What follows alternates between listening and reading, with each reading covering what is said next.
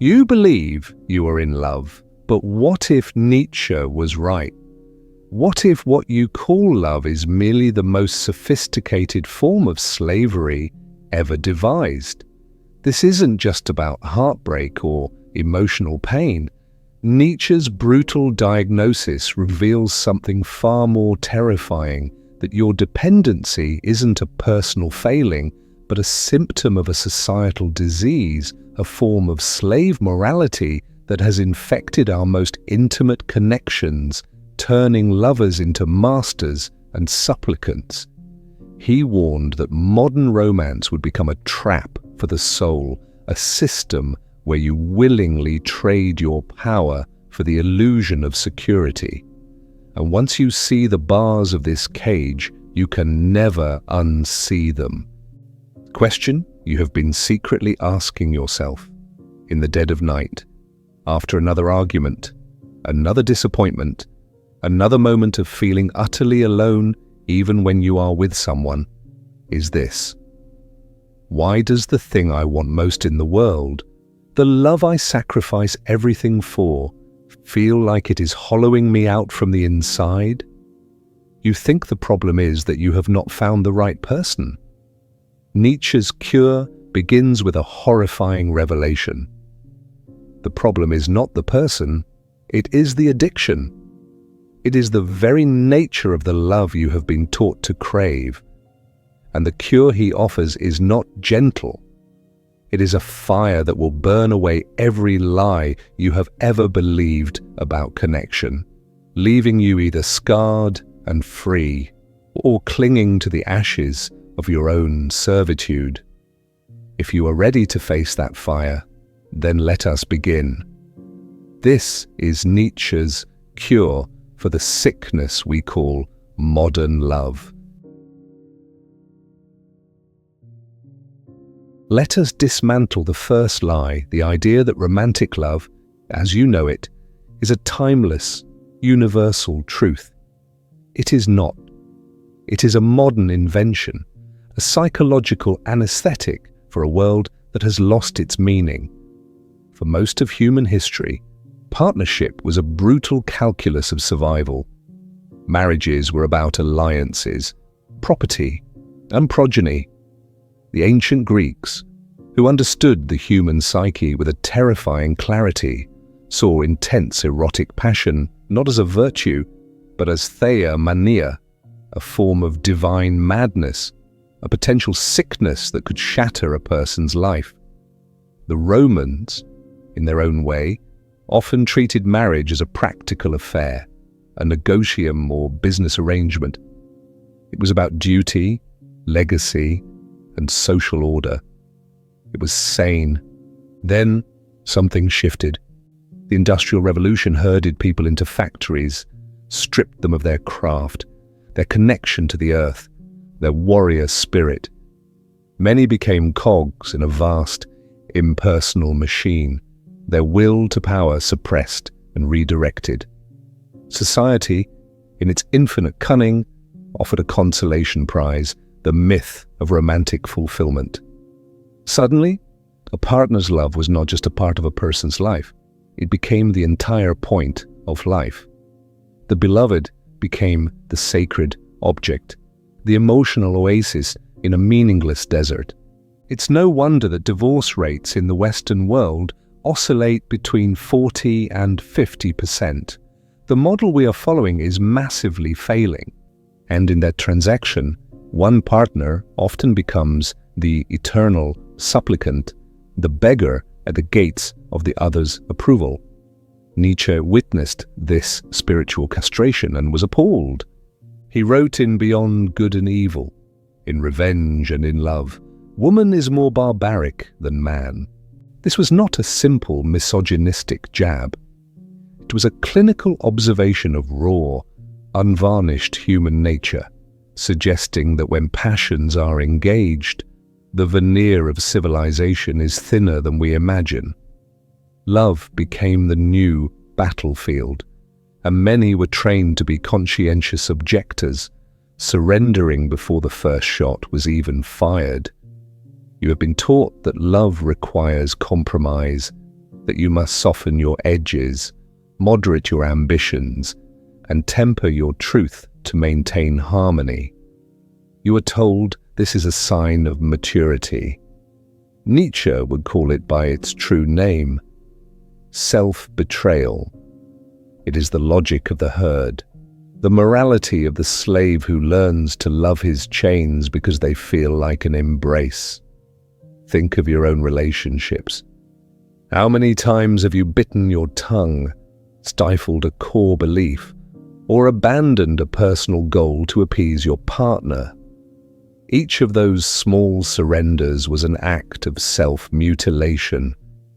You were sacrificing pieces of your own soul on the altar of their comfort, hoping that your sacrifice would be mistaken for devotion. This dynamic is not new. In the courts of 12th century Europe, the concept of courtly love was born. Knights performed absurd feats, wrote desperate poetry, and endured emotional torment, all to prove their worth to a noblewoman who held absolute power over their validation. It was a game, a performance. It turned warriors into jesters. Today, the courts are gone, but the game is more insidious than ever. It is played in the silent pauses between text messages, in the unspoken expectations of emotional labor, in the constant, draining performance of being the good partner. You are expected to be strong but not intimidating, vulnerable but not weak, ambitious but always available. These are not standards. They are contradictions designed to keep you in a perpetual state of uncertain striving.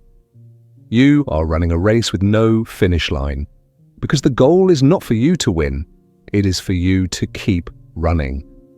This is the unspoken contract of modern love, your power for their validation, your truth for their approval, your soul for their affection. But what happens when that validation is withdrawn? The addict goes into withdrawal. And this is where the poison truly enters the system.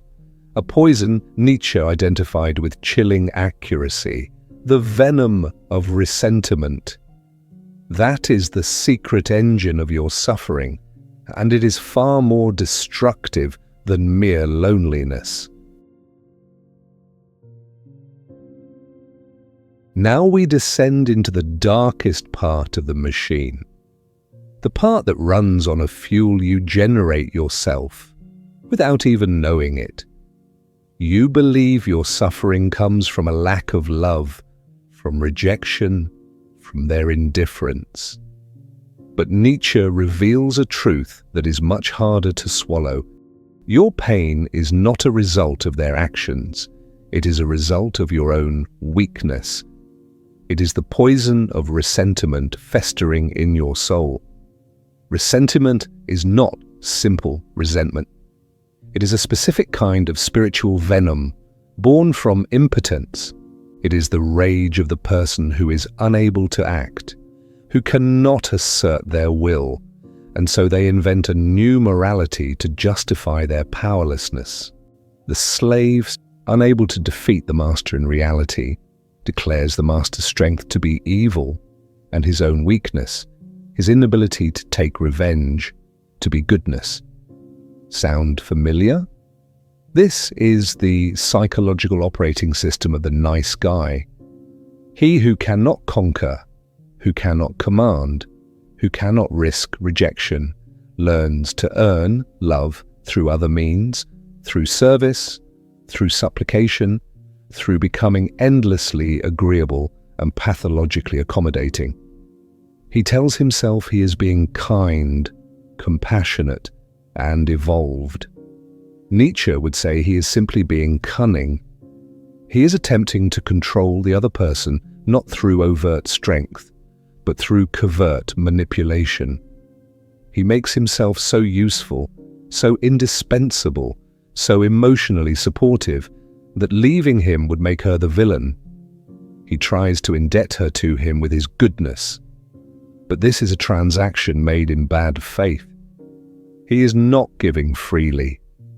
Every act of kindness, every swallowed opinion, every sacrificed ambition is silently logged in a secret ledger of the soul. He is building a case, waiting for a payout that will never come. And when the woman inevitably fails to repay this invisible debt because she is attracted to strength, not servitude, the ressentiment begins to boil. He feels cheated. He feels betrayed. The goodness curdles into a passive, aggressive bitterness that leaks out in sighs, in subtle criticisms, in a martyrdom that suffocates the entire relationship. He becomes one of Nietzsche's tarantulas, the preachers of equality who secretly wish to poison anyone who possesses the power they lack. This is why nice guys finish last. It is not because women prefer cruel men. It is because they can smell the inauthenticity. They sense the weakness hiding behind the mask of kindness. A woman's biology, honed over millennia, does not respond to supplication. It responds to power. Not the power to dominate her, but the power to dominate oneself and the world. It is the power of self-mastery, discipline, and purpose. The power of a man who is the king of his own inner realm. A man who has sacrificed his own will, his own truth. On the altar of her approval has demonstrated that he is not a master of his own reality. He is a servant.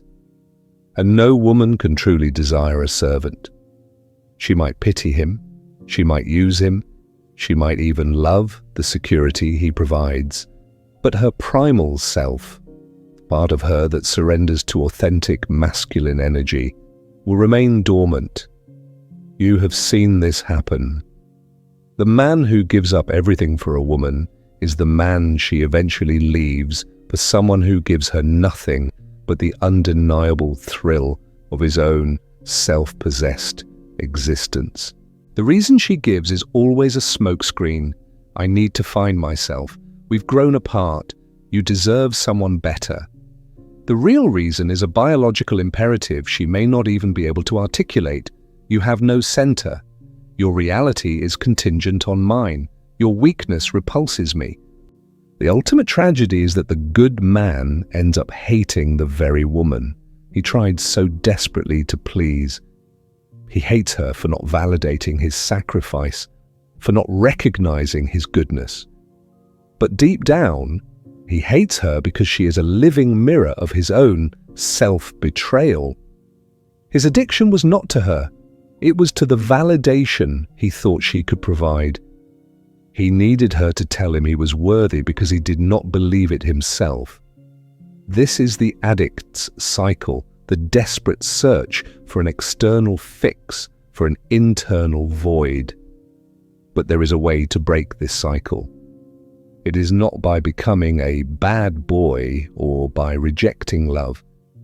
It is by undertaking the most difficult journey of all, the journey to become who you are. If the disease is dependency and the poison is ressentiment, then the cure is sovereignty. Nietzsche's solution is not a set of techniques or dating strategies. It is a fundamental transformation of the self. It is the agonizing process of killing the slave within you so that the master, the Übermensch, the overman, can be born. The Übermensch is not a tyrant or a hedonist.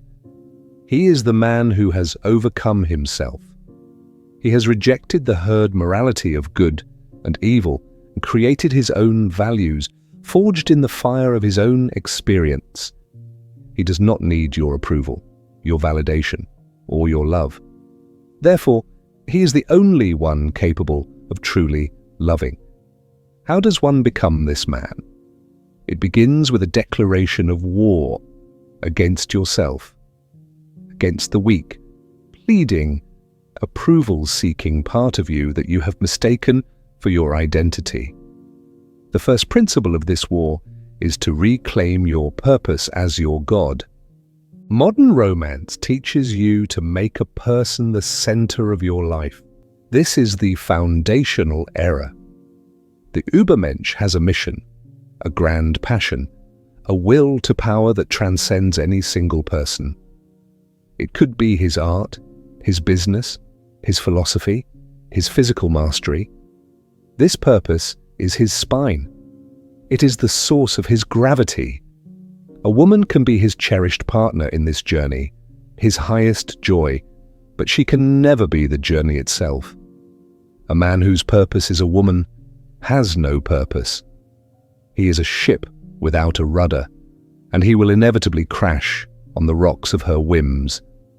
When your purpose is your God, you stop negotiating your time, your energy, and your standards.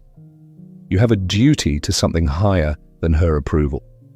Paradoxically, this is what makes you profoundly attractive. You have a world of your own, and she will want to enter it, rather than you begging to enter hers. The second principle is to embrace pain as a tool of creation. You have been taught to seek comfort, to avoid conflict, to pursue happiness. This is the morality of the last man, Nietzsche's vision of the ultimate pathetic human who seeks only warmth and security and has forgotten how to strive, to suffer, to overcome. The Übermensch knows that all great things are born of great suffering. He does not flee from pain, he uses it. He sees heartbreak not as a wound, but as a forge. He lets it burn away his illusions and harden his will. He practices amor fati, the love of one's fate. He looks at his life with all its agony and ecstasy and says, yes. Again. A man who can do this is unbreakable. How can you be hurt by a woman leaving you when you have already accepted and willed every possible outcome? Her presence is a gift, her absence is a gift. Both are simply elements of the fate you have chosen to love. The third and most crucial principle is to love from overflow, not from need. The addict needs his fix.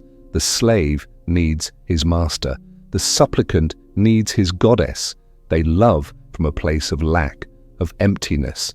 The Übermensch loves from a place of abundance. He has cultivated such a rich inner world, such a powerful sense of self, such a deep well of personal validation, that his love is not a desperate grasp, but a generous offering. He does not need a woman to complete him, to validate him, or to make him happy. He is already whole, he is already happy, he is already validated by his own standards. He wants a woman to share his wholeness with. This is the ultimate reversal of the master-slave dynamic. The man who needs nothing from a woman is the one man a woman cannot control. He is also the one man she can truly surrender to, because his power is not a threat to her. It is a promise. It is the promise that he will not collapse under the weight of her emotions, that he will not betray his purpose for her comfort, that he will stand as a rock in the chaos of life. This is the only security that truly matters. This path is not easy. It is the loneliest path in the world. When you stop being a supplicant, the herd will call you cold, arrogant, selfish. People who benefited from your weakness will resent your strength. You will have to walk through a fire of misunderstanding, but as Nietzsche wrote, you must have chaos within you to give birth to a dancing star. The chaos is the death of the slave. The dancing star is the birth of the sovereign man. What kind of love is possible for the man who has cured himself of dependency? It is not the codependent fusion that modern culture sells. It is not two broken halves trying to make a whole. In the spirit of Nietzsche, one might call it a love between two suns. Imagine two stars, each with its own powerful gravitational field, each burning with its own fire, each following its own cosmic trajectory. They do not merge, they do not orbit each other in a simple, dependent loop.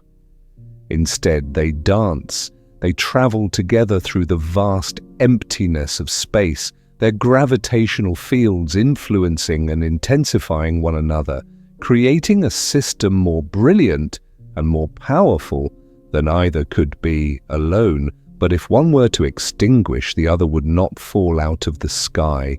It would continue on its path, its light undiminished.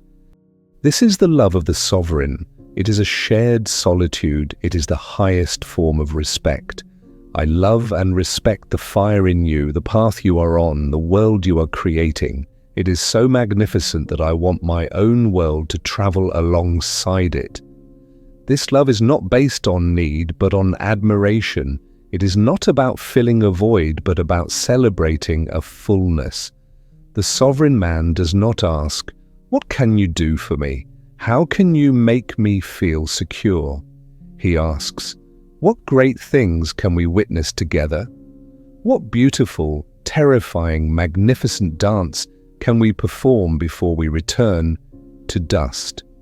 In this kind of relationship, there are no unspoken contracts. There is only radical honesty. There is no performance of the good man. There is only the authentic self. There is no fear of loss because you have already embraced your fate. This is terrifying to the addict who sees love only as possession. But it is liberation to the sovereign who understands that the only thing you can truly possess is yourself. You have been conditioned to believe that your greatest fear should be dying alone. Nietzsche teaches us that a far more terrifying fate is to live and die as a stranger to your own soul, chained to another in a prison of mutual need. The path he offers is brutal. It demands that you choose the terror of freedom over the comfort of servitude. It demands that you become your own source of light, your own reason for being. The great lie is that you need her love to be whole. The ultimate truth is that she will only truly love the man who is already whole without her. That is the paradox, the cure, and the final, beautiful, terrible law of a love worthy of a free spirit. The choice is now yours. Will you remain a planet desperately orbiting someone else's light, forever cold on one side, or will you find the courage to ignite your own star and become a sun? If you are ready to abandon the slave mentality and begin the agonizing, glorious work of forging your own sovereignty, write sovereign in the comments below. Tell us the first step you will take. It is not just a word. It is a declaration of war. It is the first step on the path to becoming the man you were meant to be.